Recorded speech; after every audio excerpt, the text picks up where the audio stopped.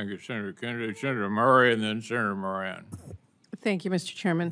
Mr. Secretary, Puget Sound Naval Shipyard, located in my home state of Washington, is one of the largest shipyards in the country and the only shipyard on the entire West Coast that can dry dock Nimitz-class aircraft carriers. It's a huge asset to the Navy and the overall Indo-Pacific strategy. Right now, PSNS is undergoing important renovations to address seismic vulnerabilities and prepare for the new Ford-class aircraft carriers. This administration, however, is actively encouraging our shipbuilders to leave their jobs and putting up absurd barriers to hiring new civilian workers. Almost 2,000 naval shipyard workers have already taken the deferred resignation under the threat of looming mass layoffs. And Trump's Office of Personnel Management is insisting on approving civilians one by one, which is creating massive slowdowns and ballooning wait lists to hire the workers that we need at every base in this country.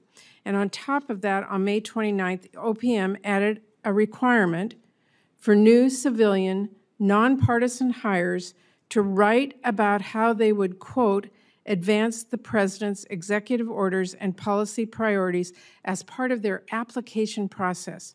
Secretary Phelan, how does a welder's fluency in or support of Trump's executive orders relate to their qualifications as a welder? Senator, thank you for the question.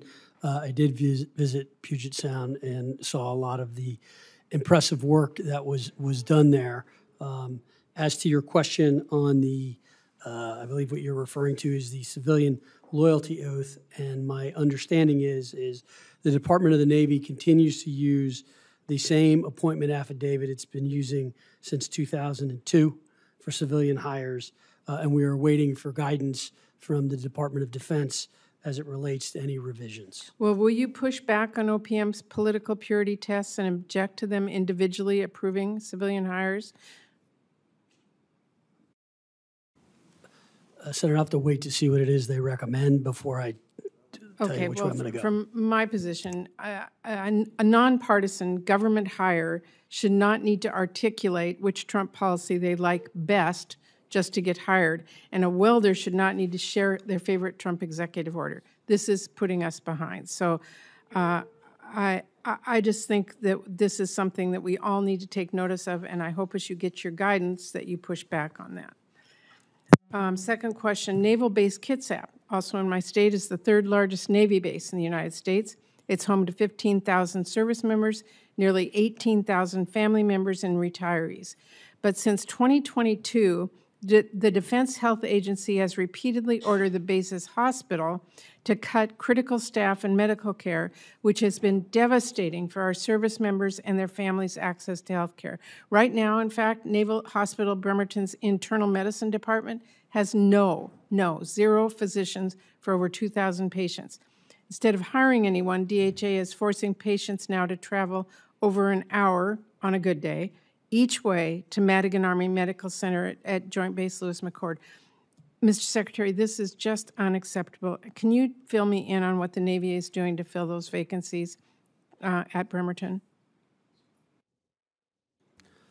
Senator, thank you for the question. As you know, I've been visiting a number of different installations of ours, and from some of the conditions of the barracks to some of the conditions of the medical facilities, et cetera, we have issues at most of them. On that specific one, I'm going to have to get back to you and get some more detail on it, which I will do.